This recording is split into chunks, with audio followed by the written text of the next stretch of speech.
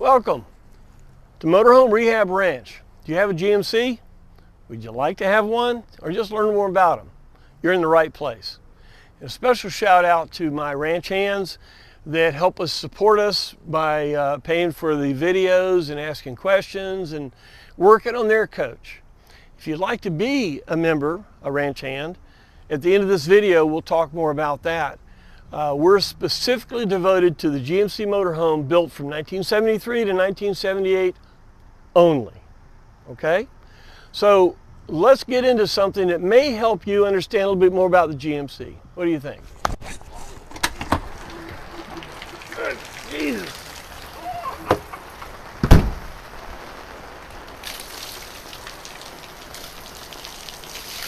Hey guys. Hey guys, Jim Bounds with Co-op Motorworks and Motorhome Rehab Ranch, and it's raining in Florida. Let's see good that all good Floridians know what to do about that. If we got to bring our umbrella, put that in here. Hey, come on in the office, let's talk.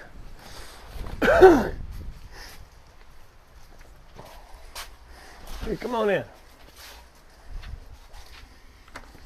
Oh, it looks like Eleganza's already beat us to the punch.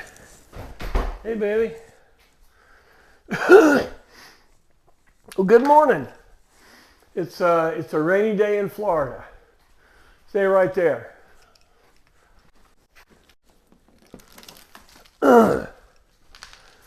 Yes, sir, it's a rainy day in Florida. Good thing we got the big house. There's a lot of room. We can still do work in the dark, in the wind, and in the rain. So anyway, yeah, thank you. Yeah, this is my script. Script? Me? Script? That doesn't work. So, but I wanted to cover a couple of things that questions. Thank you for the questions. Thank you for the input, because that tells us that we're doing something.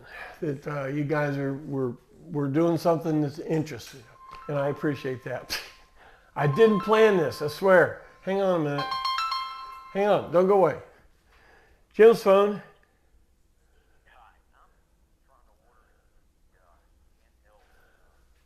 Yeah, the firefight. I'm really sorry. Our website, I tell you, my webmaster said I was nuts, but the phone is my personal cell phone number. You're talking to me now, and actually I'm doing a video now, so say hi to my guys. Here's what I'd like you to do. If you can give me about 10-15 minutes and call back, I'd be happy to get that order for you, and tell all your friends, don't order online. It's just ridiculous. It doesn't always. Life does. Seems like everything works in life, but sometimes it doesn't. All right, brother. All right. Bye-bye. Yep. That was about firefight.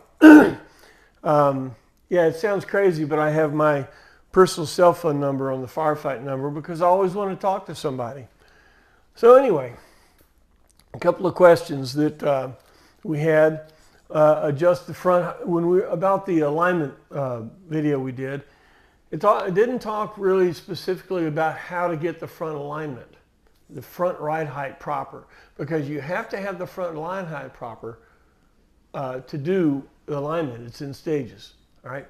To get the front height where it needs to be. Now, if you look in the book, there's a number. It tells you from the frame, there's an oblong spot on the frame. You measure from the top to the bottom. And the thickness of that oblong slot is your tolerance, okay? You can do it that way. That's for Bubba and Scooter. That's so you say, hey, Bubba, hang on, let's get some measurement. Okay, good deal. And the way you get that is you put a torsion bar tool, take the pressure off of that bolt, and then move that bolt. And basically a 1/2 inch on the bolt is a 1/2 inch on your height, okay? That's how you do it. If you really want to do it right, get up underneath there. That way works perfect.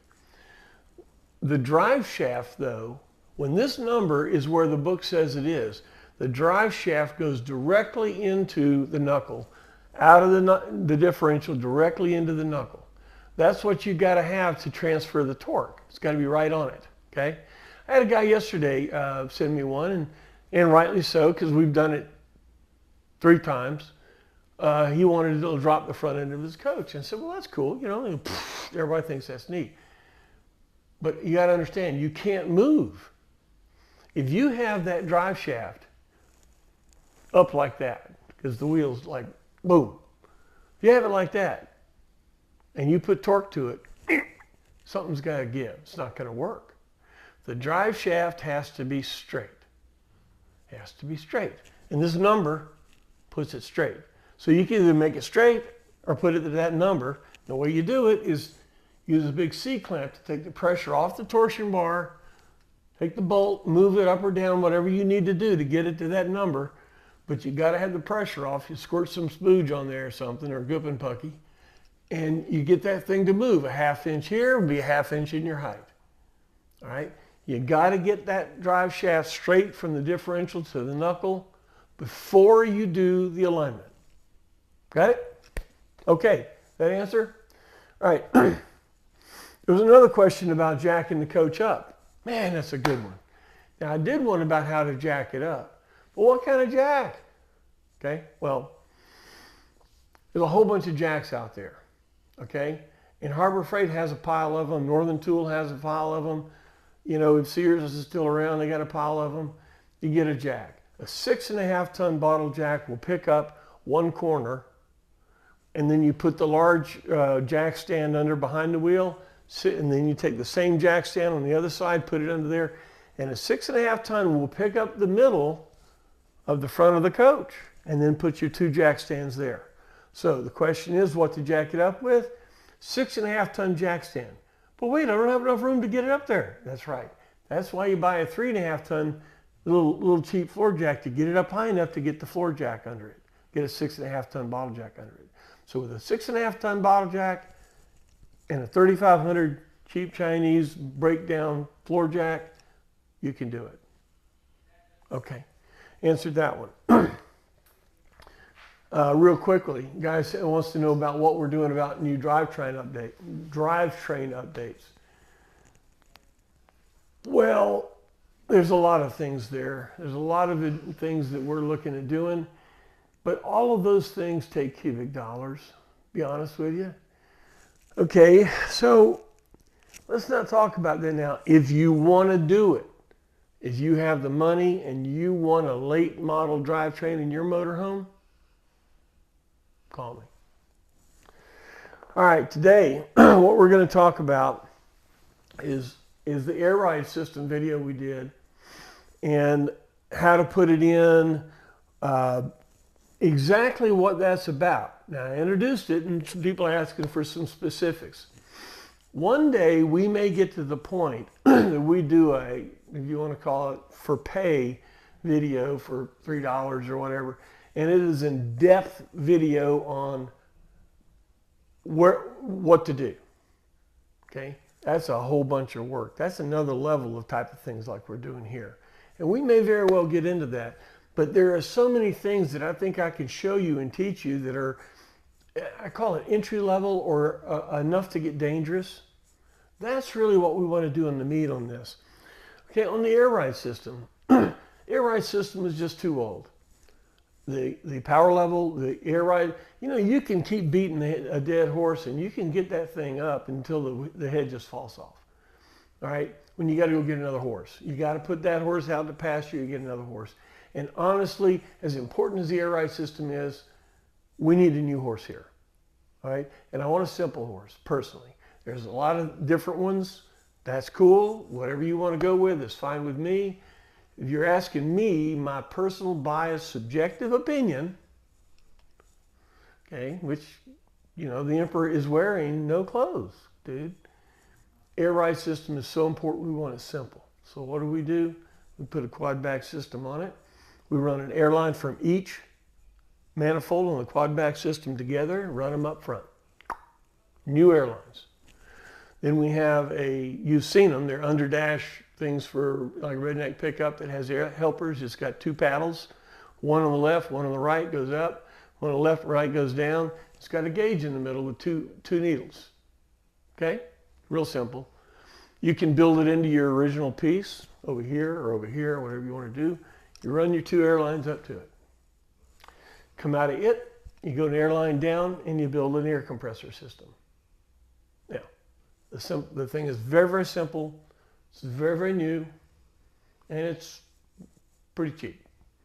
But it gives you all the opportunity. Now, somebody says, well, how do you know when it's at right height, or how do you know when it's high or low? Well, that's some day when you're out washing your motorhome, you set it up. You set it up to what's right height so you don't have to get out of the coach and go measure it. You know where right height is, and it's at, say, 72 pounds on the left and 84 pounds on the right, okay? So you set that up on your gauge and you put a little mark there. That's right height, brother, okay? And you want to call up in the air, put it up in the air, you got 105 and 109. You put second mark there, just like on an aircraft. You got all those gauges in an airplane? My son, he took my motorhome and he went to school in Oklahoma City for FAA. And when I got it back, each gauge had a line and a mark. That's where it needed to be, okay?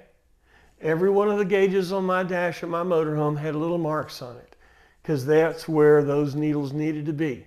He asked me one day when he called, he said, well, where should this gauge be? What would be high? And he asked me in a way that he didn't tell me what he was going to do with it. He took the information and put it on all the gauges. So you do that on your needle, on your 2 gauges, you're doing just like the aircraft guys. And it's absolutely dead nuts reliable, as much as you possibly can. So that's the reason we changed. And if you guys want to do that, I want to help you do that at home. Okay? Whether you use whatever air ride system you use, whether you use a quad bag and want the safety of that, or whether you do another one, all of them use this system. And I think it's better, it's safer, it's more serviceable, and it's a lot cheaper. All right. I'm going to wrap this thing up now for today. What we find is we answer a question saying that we want to put more video production into our stuff, and we want to do something. Well, I've tried to do a few things to clean the place up, you know, to make it look a little bit more interesting. We're going to do that. Here's something I was digging around all these things. You've seen the t-shirt. Everybody has these t-shirts, right? Well, listen, go buy this t-shirt. It's very cool. And it was designed by Richard Newman Print Collection. N-E-U-M-A-N, Print Collection. You can get one of these in many forms. He thought as much about Co-op Motorworks. He sent this to me, Jim Bounds of Co-op Motorworks, and signed it. Richard Newman. So thank you, brother. Let's go buy some of his stuff. All right. Thanks for your time. Thanks for dropping by. Tell your friends. If you'd like to be a ranch hand, you sure support us. I appreciate it. And we'll see you next time.